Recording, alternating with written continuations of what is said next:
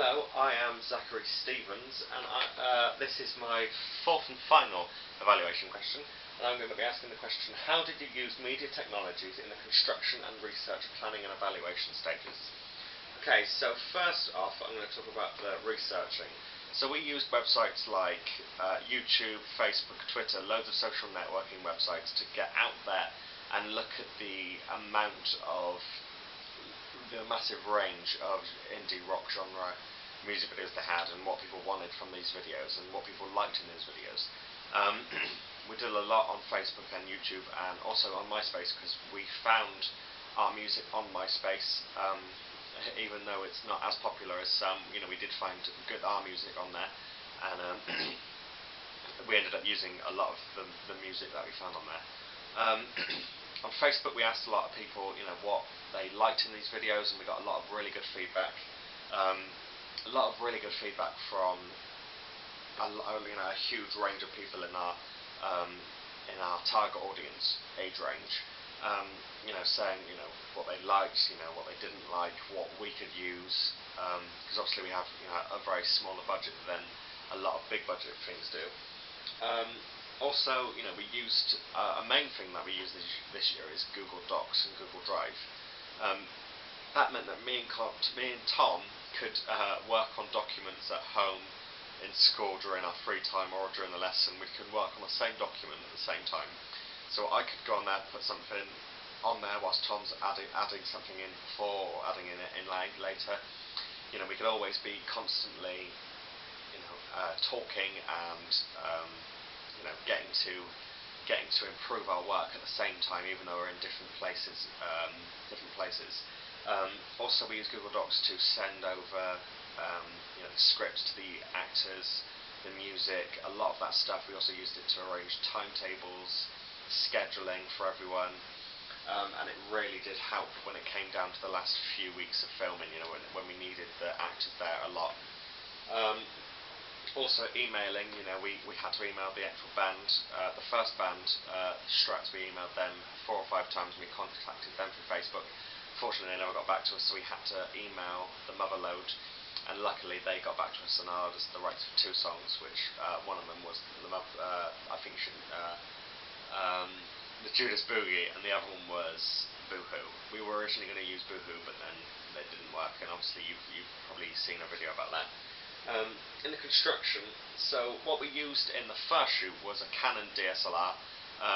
We used that for the shoot in Tom's house. We also, on that we had a Flycam and I've written it down, a Rode video mic. Even though we were going to cut out the sound, we needed the mic so we could sync in the music for the lip syncing.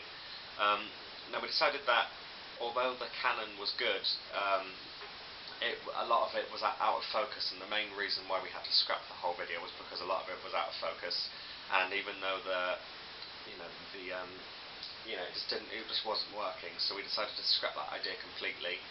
We had normal lights, just Tom's normal lights, and a few lamps to create the lighting, and it just did not look right at all. So we decided to go back and we just scrapped the whole idea, and we ramped it up and got in the main hall. So what we did then, we used a Panasonic ABC camera from the TV studios at the school that we use for Redknot TV and stuff like that. Also, Flycam again, and a Rode mic to, like I said, to sync up. We also used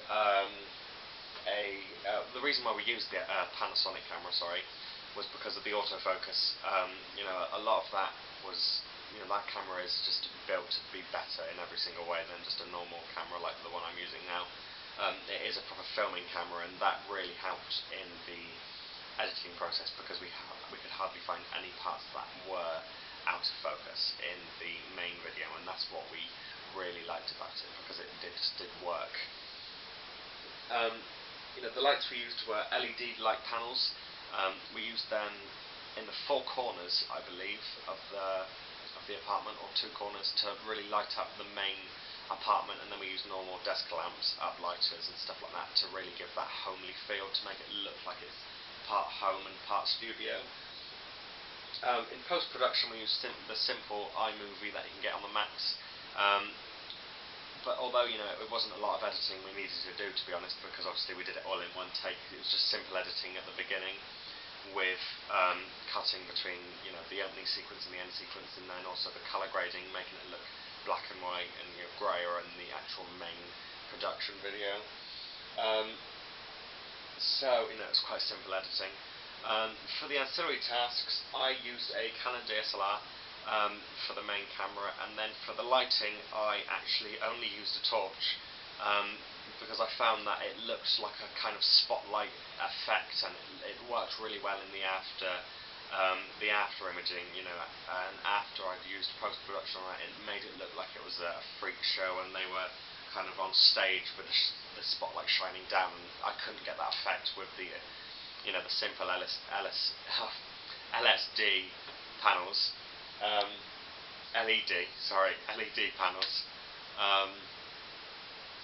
I think it just works a lot better just with a simple torch. So yeah, that's all I've got to say.